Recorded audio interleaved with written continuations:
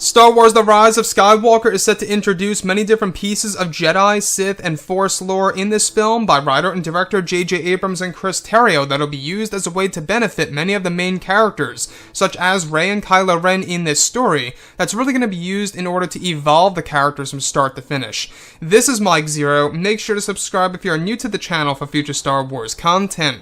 Now, what's really exciting about Episode 9 is that we do know that this film, at the end of the day, is going to be a revelation film, as well as a movie that's going to be used as a foundation to really introduce new Star Wars lore that the fans have never seen before on the big screen. Now, these past couple of weeks or so, we've been learning a whole lot more about this film, and when it all comes down to one of the concept art descriptions, this is where things begin to get very exciting for Episode 9. Now, specifically, what's really intriguing about all of this is that it's described that a description of Kylo Ren and his Knights of Ren traveling to a place called the Dark Spire, where it's described that they are in search for a place called the Shrines of the Sith location. It's said that one of the sequences involves a moment in which Kylo Ren is guided by the Forger, who brings him and his knights down to the shrines where Kylo discovers the remains of an ancient Sith Lord that is set to be introduced into the Disney canon. It's explained that Kylo finds the statue of a Dark Lord of the Sith from the Old Republic era, who went by the name of Darth Kozat, who was a Dark Lord of the Sith who was described to specialize in the power of creating false realities in the minds of those weak through the ways of the Force. It's described that Darth Kozat died by the hands of an ancient Jedi, where his ashes remain in a vase inside of his statue that Kylo comes across in the Shrines of the Sith, and that he was cremated at the Dark Spire during the Old Republic era. It's said that Darth Kozat was a part of the Jedi Crusaders and followed the Dark Lord known as Darth Revan many years ago. So let's go over a couple of parts about this. Now, we do know that Episode 9 is going to be a film that will be very heavy when it comes to the Jedi and Sith lore, when it all comes down to the ancient times as well as the Old Republic era. And what I love so much about this is that this is Disney and Lucasfilm introducing a brand new Sith Lord that we have never heard or seen before in Star Wars Legends and or in the current canon material. So with that being said, this character Darth Kozat is actually said to be a Sith Lord who had the power to manipulate the minds of others when it came to creating false realities inside the minds of those who are weak through the ways of the Force. Now, not only that is that, of course, that Darth Kozat was said to be a member of the Jedi Crusaders. In case you guys did not know, and this definitely does line directly up with the Kyber Crystal that we saw in The Last Jedi, Luke Skywalker's red Kyber Crystal, in case you guys did not know, belonged to a Jedi Crusader, which could very well have belonged to Darth Kozat for all we know.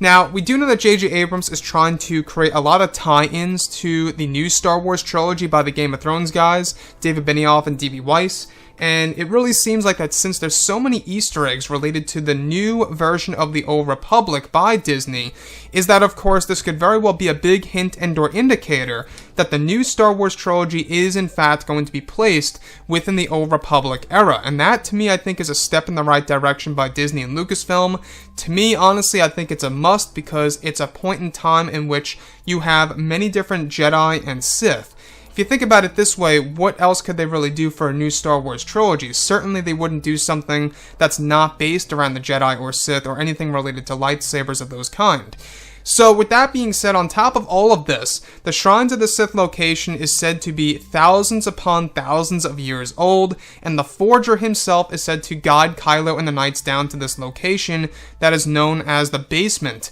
of the actual Dark Spire. Now, we're still not quite sure exactly what world the Dark Spire resides on, other than the fact that it does indeed take place over in the Outer Rim territories.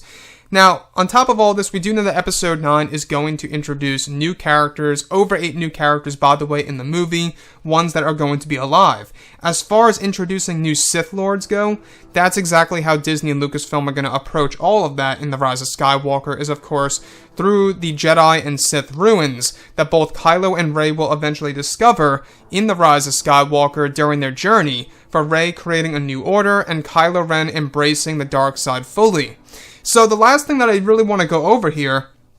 is that we do know that Episode 9 is going to feature many different Jedi and Sith artifacts and relics as well, that's going to be used as a way to evolve Rey and Kylo Ren. And that, I think, is very ambitious of JJ, George, and Chris Terrio on how they want to make these characters stronger, and how they're going to go through all these different adventures that's really going to make them stand out from both The Last Jedi and The Force Awakens. It really seems like that they're trying to borrow as much EU material as possible, hence the Jedi Crusaders, and hence the Old Republic era. They really are trying to clean up the Star Wars franchise here, and using Episode 9 as a base, if you will, or a foundation to really build something new and magical for the future of this franchise once Episode 9 drops. Anyways, guys, drop a comment below. Let me know what you think about all of this in the comments, and if you guys did enjoy the content for today, do make sure to drop a thumbs up on this video to support the channel. I thank you all so very much for the kind support, and I'll catch you guys next time.